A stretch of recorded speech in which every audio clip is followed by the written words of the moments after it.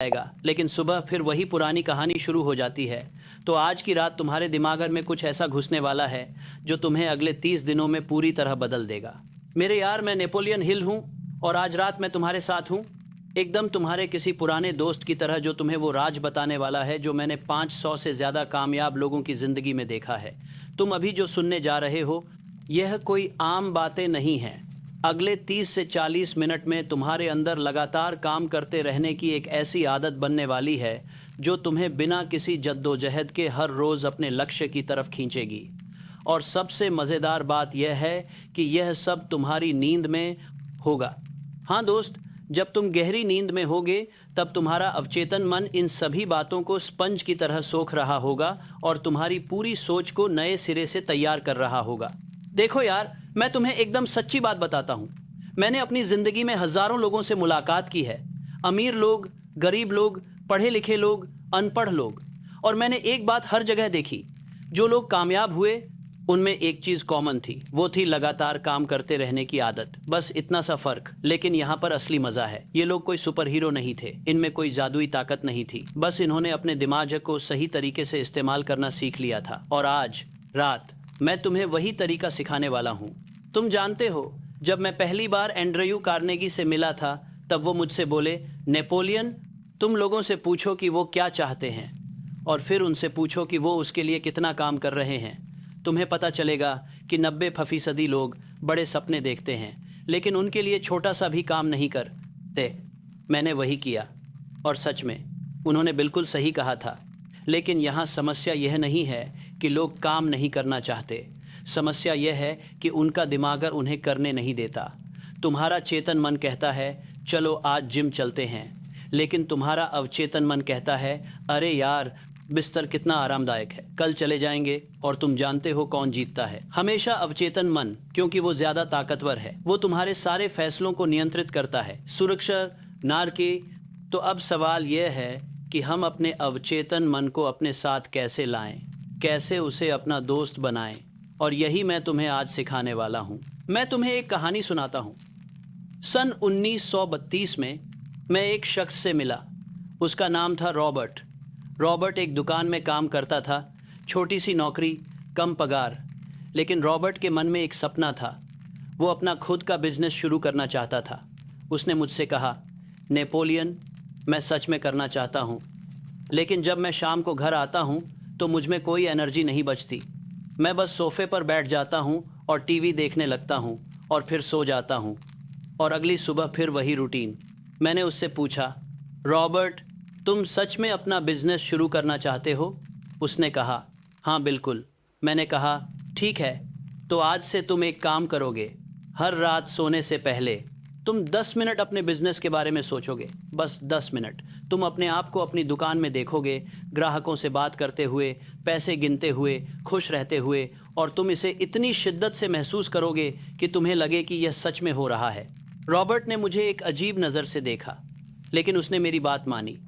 और 30 दिन बाद जब मैं उससे मिला तो उसने मुझे बताया कि अब वो हर रोज़ शाम को 2 घंटे अपने बिजनेस प्लान पर काम कर रहा है, बिना किसी मेहनत के, बिना खुद को मजबूर किए, क्योंकि अब उसका मन खुद उसे उस तरफ खींच रहा था। और साल भर बाद रॉबर्ट ने अपनी दुकान खोल ली। आज वो 3 दुकानों का मालिक है और वो हमेशा कहता है कि उसकी ज़िंदगी उस रात बदली जब उसने अपने अवचेतन मन से बात करना शुरू किया। देखो दोस्त, तुम्हारा अवचेतन मन तुम्हारी ज़िंदगी का असली ड्राइवर है। तुम सोचते हो कि तुम अपने फैसले खुद लेते हो, लेकिन 95% फैसले तुम्हारा अवचेतन मन लेता है। वैज्ञानिकों ने यह साबित कर दिया है। तुम्हारा चेतन मन बस एक छोटा सा हिस्सा है, असली ताकत तुम्हारे अवचेतन मन में है। और यहाँ सबसे मज़ेदार बात यह है कि तुम्हारा अवचेतन मन नहीं जानता कि क्या सच है और क्या झूठ। वो बस उसी पर यकीन करता है जो तुम उसे बार बार बताते हो। अगर तुम हर रोज़ अपने आप से कहते हो कि मैं कभी वक्त पर नहीं उठ सकता, तो तुम्हारा अवचेतन मन सोचता है, अच्छा तो यही सच है, और फिर वो तुम्हें सुबह उठने नहीं देता। लेकिन अगर तुम हर रोज़ अपने आप से कहते हो कि मैं आसानी से सुबह जल्दी उठ जाता हूँ और तरोताज़ा महसूस करता हूँ, तो तुम्हारा अवचेतन मन इसे भी सच मान लेता है और फिर वो सुबह तुम्हें खुद ही जगह देता है। यह कोई कहानी नहीं है यार, ये असली विज्ञान है। इसे न्यूरोप्लास्टिसिटी कहते हैं। तुम्हारा दिमाग बदल सकता है, नए रास्ते बना सकता है, नई आदतें सीख सकता है। बस तुम्हें सही तरीका पता होना चाहिए। अब मैं तुम्हें बताता हूँ कि असली दिक्कत कहाँ है। असली दिक्कत यह नहीं है कि तुम में ताकत नहीं है। असली दिक्कत यह है कि तुम्हें पता नहीं कि अपनी ताकत का इस्तेमाल कैसे करें। यह बिल्कुल वैसा है जैसे तुम्हारे पास दुनिया की सबसे तेज कार है, लेकिन तुम्हें चलानी नहीं आती। कार में कोई कमी नहीं है, बस तुम्हें उसे चलाना सीखना है। मैं तुम्हें एक और कहानी बताता हूँ। मैं एक बार हेनरी डोड से मिला। वो मुझसे बोले, नेपोलियन, लोग मुझसे पूछते हैं कि तुमने इतनी बड़ी कंपनी कैसे बनाई। मैं उन्हें बताता हूँ कि मैंने कुछ खास नहीं किया। मैंने बस हर रोज़ एक छोटा सा काम किया, रोज़, बिना छोड़े, और धीरे धीरे वो छोटे काम बड़ी चीज़ बन गए। मैंने उनसे पूछा, लेकिन सर, आप रोज़ कैसे कर पाते थे? आपको कभी मन नहीं हुआ कि आज छोड़ दूँ? वो मुस्कुराए और बोले, नेपोलियन, मुझे भी रोज़ मन होता था, लेकिन मैंने अपने दिमागर को सिखा दिया था कि काम करना मेरी आदत है, मेरी पहचान है। और जब कोई चीज़ तुम्हारी पहचान बन जाती है तो तुम उसे करना बंद नहीं कर सकते। यह तुम्हारे अंदर घुस जाती है। यही है दोस्त असली राज। तुम्हें लगातार काम करने को अपनी पहचान बनाना होगा। तुम्हें अपने आप से कहना होगा कि मैं वो इंसान हूँ जो हार नहीं मानता। मैं वो इंसान हूँ जो रोज़ काम करता है। मैं वो इंसान हूँ जो अपने वादों को निभाता है। और जब तुम ये बार बार कहते हो तो तुम्हारा दिमाग इसे सच मानने लगता है, और फिर तुम सच में वैसे ही बन जाते हो। लेकिन यहाँ एक पकड़ है, तुम्हें सिर्फ कहना नहीं है, तुम्हें महसूस भी करना है। जब तुम कहते हो कि मैं रोज़ काम करता हूँ, तो तुम्हें उस एहसास को महसूस करना है। वो गर्व, वो संतुष्टि, वो ताकत, क्योंकि तुम्हारा अवचेतन मन भावनाओं की भाषा समझता है, शब्द नहीं, भावनाएं। मैं तुम्हें एक तकनीक बताता हूँ जो मैंने थॉमस एडिसन से सीखी। जब भी तुम्हें लगे कि तुम्हारा मन भटक रहा है, तुम काम नहीं करना चाहते, तो तुम अपने आप से एक सवाल पूछो, क्या मैं अपने सपने के करीब जा रहा हूँ या दूर जा रहा हूँ? बस इतना सा सवाल, और ईमानदारी से जवाब दो। जब तुम यह सवाल पूछते हो तो तुम्हारा दिमाग अपने आप जाग जाता है। वो समझ जाता है कि अभी क्या करना चाहिए, और फिर तुम्हें खुद को मजबूर नहीं करना पड़ता। तुम अपने आप काम शुरू होता है, रू कर देते हो। अब मैं तुमसे बहानों के बारे में बात करता हूँ, क्योंकि यही सबसे बड़ा दुश्मन है। हर किसी के पास बहाने हैं। मेरे पास वक्त नहीं है, मेरे पास पैसे नहीं हैं, मेरे पास संसाधन नहीं है, मैं थक गया हूँ, मौसम ठीक नहीं है, आज कुछ और ज़रूरी काम है। लेकिन मैं तुम्हें एक बात बता दूँ, बहाने सिर्फ डर की नकाब हैं। तुम डरते हो कि अगर तुमने कोशिश की और काम नहीं हुआ तो, कि अगर तुम असफल हो गए तो, कि अगर लोगों ने हंसी उड़ाई तो तुम बहाने बनाते हो, क्योंकि बहाने आरामदायक होते हैं, वो तुम्हें सुरक्षित रखते हैं। लेकिन तुम जानते हो क्या? जो लोग बहाने बनाते हैं वो कभी बड़ी कामयाबी नहीं पाते, क्योंकि बहाने तुम्हें जहाँ हो वहीं रोक देते हैं, वो तुम्हें आगे नहीं बढ़ने देते। मैं तुम्हें विल्मा रुडोल्फ की कहानी सुनाता हूँ।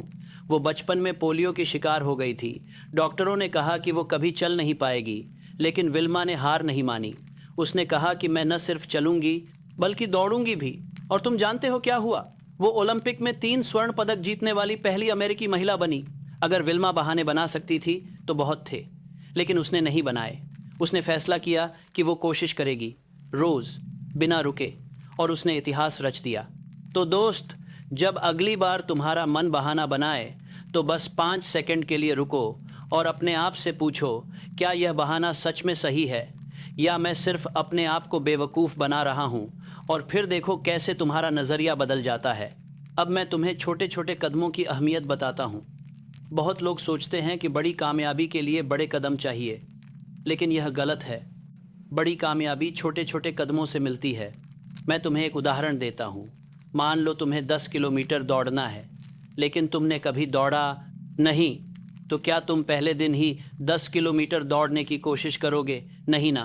तुम पहले 1 किलोमीटर दौड़ोगे, फिर 2, फिर 3, धीरे धीरे, और एक दिन तुम 10 किलोमीटर आराम से दौड़ लोगे। यही तरीका हर चीज़ में लागू होता है।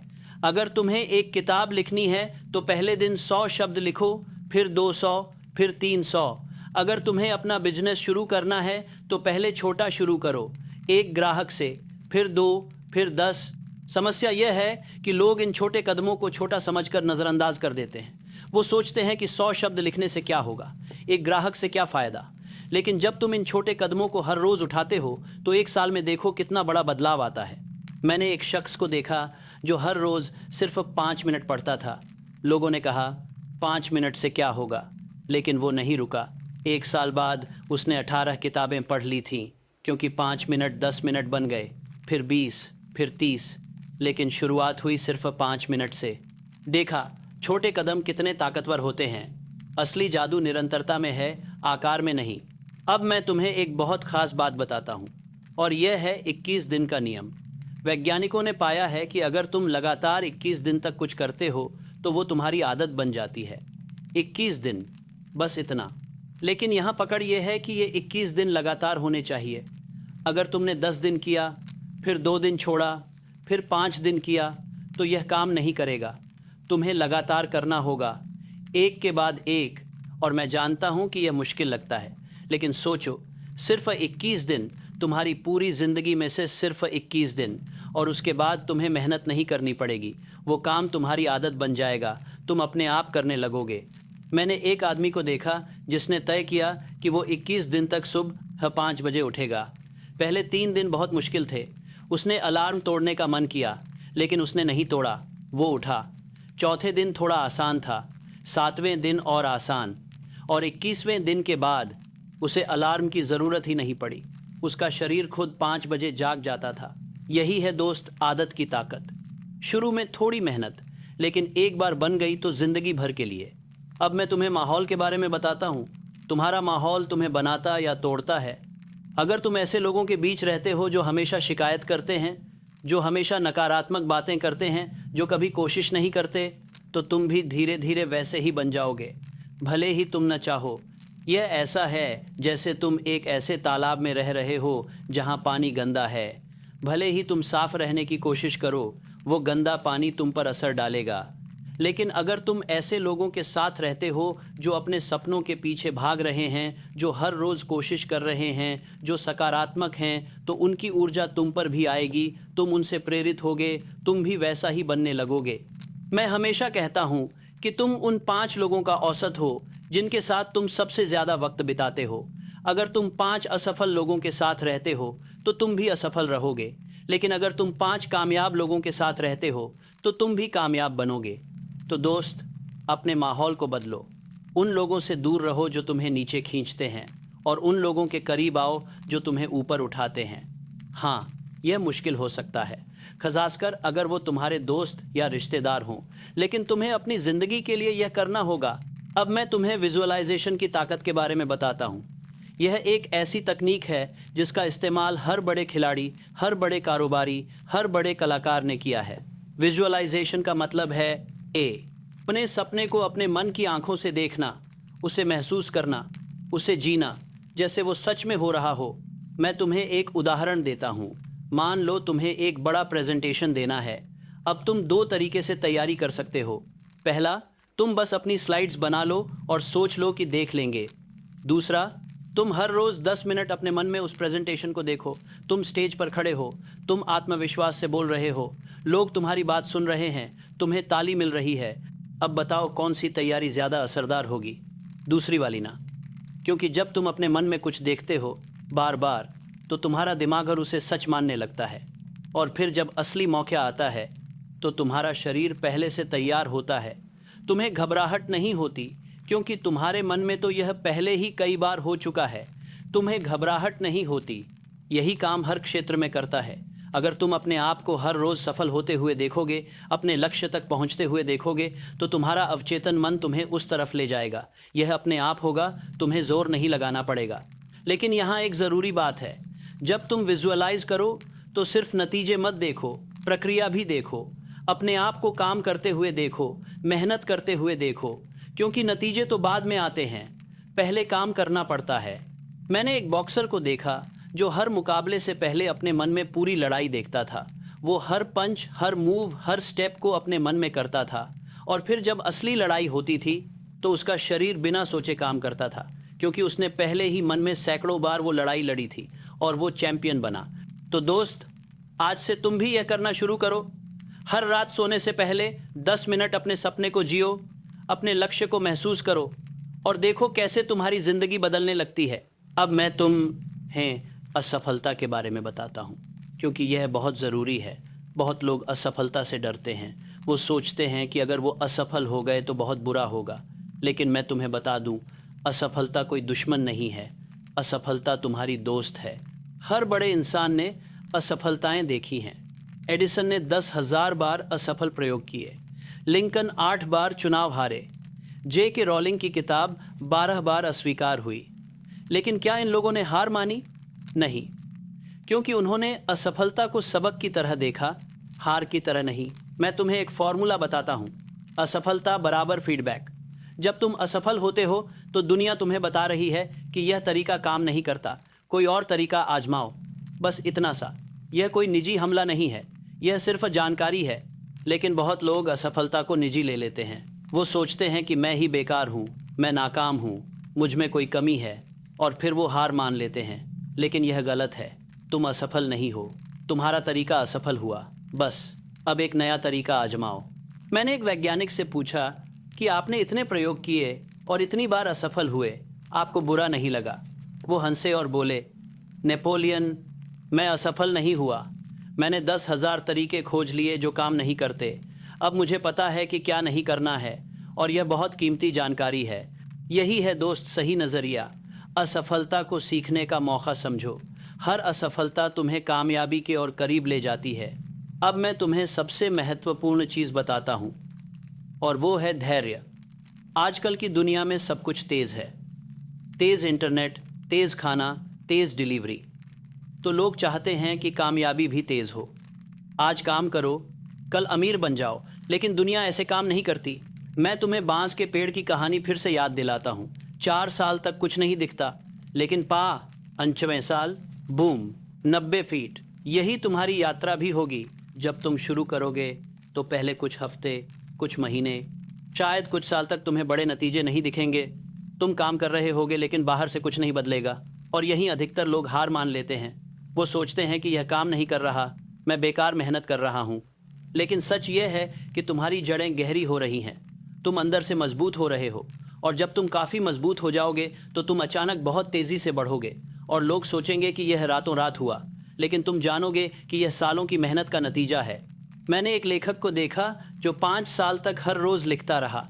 उसकी पहली 2 किताबें फ्लॉप हो गईं। लोगों ने उसे कहा कि छोड़ दो, यह तुम्हारे बस की बात नहीं। लेकिन वो नहीं रुका, वो लिखता रहा। और फिर उसकी तीसरी किताब आई और वो बेस्ट सेलर बन गई। और फिर उसकी हर अगली किताब हिट रही, क्योंकि उसने हार नहीं मानी, उसने धैर्य रखा। तो दोस्त, धैर्य रखो। तुरंत नतीजे की उम्मीद मत रखो। बस काम करते रहो, रोज़, लगातार, और एक दिन तुम्हारा समय आएगा। अब मैं तुम्हें पुरस्कार और सज़ा के बारे में बताता हूँ। तुम्हारा दिमाग अगर पुरस्कार चाहता है, जब तुम कुछ अच्छा करते हो और तुम्हें अच्छा महसूस होता है तो तुम्हारा दिमाग अगर उसे दोबारा करना चाहता है। यह एक साधारण सिद्धांत है। तो जब तुम लगातार काम करो, 7 दिन या 14 दिन, तो अपने आप को एक छोटा पुरस्कार दो। अपनी पसंदीदा डिश खाओ, एक अच्छी फिल्म देखो, कुछ ऐसा जो तुम्हें खुशी दे। लेकिन ध्यान रखो कि पुरस्कार छोटा होना चाहिए। अगर तुम बहुत बड़ा पुरस्कार देते हो तो तुम आलसी हो जाओगे। मैंने लोगों को देखा है जो एक हफ्ता काम करने के बाद पूरा वीकेंड पार्टी करते हैं, और फिर सोमवार को उन्हें फिर से शुरू करने में बहुत मुश्किल होती है। इसलिए छोटे पुरस्कार बेहतर हैं। रोज़ाना हर छोटी जीत को मनाओ। आज तुमने अपना काम पूरा किया, अच्छा, अपने आप को एक कप अच्छी चाय पीने दो, या 10 मिनट अपना पसंदीदा गाना सुनो। बस इतना, छोटा लेकिन नियमित। और जब तुम गड़बड़ करो तो अपने आप को सज़ा मत दो। बहुत लोग ये गलती करते हैं, वो एक दिन काम नहीं कर पाते और फिर अपने आप को कोसना शुरू कर देते हैं। मैं बेकार हूँ, मुझ में कोई अनुशासन नहीं, मैं कभी कामयाब नहीं हो सकता। यह बहुत गलत है। जब तुम अपने आप को कोसते हो तो तुम अपने अवचेतन मन में यह डाल रहे हो कि तुम असफल हो, और फिर तुम्हारा मन उसे सच बना देता है। इसकी जगह अगर तुम एक दिन छूट गए तो बस अगले दिन फिर शुरू करो, बिना अपने आप को बुरा भला कहे, बिना अपराधबोध के। बस आगे बढ़ो। मैं हमेशा कहता हूँ, गिरना कोई समस्या नहीं है, गिरे रहना समस्या है। अगर तुम गिर गए तो तुरंत उठो और चलना शुरू करो, बस इतना। अब मैं तुम्हें ऊर्जा के बारे में बताता हूँ, क्योंकि बहुत लोग कहते हैं कि मुझ में ऊर्जा नहीं है, मैं थक गया हूँ, मैं काम नहीं कर सकता। लेकिन सच ये है कि ऊर्जा कोई सीमित चीज़ नहीं है। ऊर्जा तुम पैदा कर सकते हो। कैसे? काम करके। हाँ दोस्त, जब तुम काम करते हो तो तुम्हें ऊर्जा मिलती है। यह उल्टा लगता है ना। तुम सोचते हो कि काम करने से ऊर्जा खर्च होती है, लेकिन सच यह है कि जब तुम अपने लक्ष्य की तरफ काम करते हो तो तुम्हें खुशी मिलती है, तुम्हें संतुष्टि मिलती है, और वो तुम्हें और ऊर्जा देती है। मैंने एक आदमी को देखा जो कहता था कि मैं बहुत थका हुआ हूँ, मैं कुछ नहीं कर सकता। लेकिन जब उसने अपनी पसंद का काम शुरू किया तो अचानक उसे ऊर्जा आ गई। वो घंटों काम कर सकता था बिना थके। तो समस्या ऊर्जा की नहीं है, समस्या दिशा की है। जब तुम सही दिशा में जा रहे हो तो ऊर्जा खुद आ जाती है। और हाँ, अपने शरीर का ध्यान रखो। अच्छा खाओ, पर्याप्त सो, थोड़ा व्यायाम करो। यह सब तुम्हारी ऊर्जा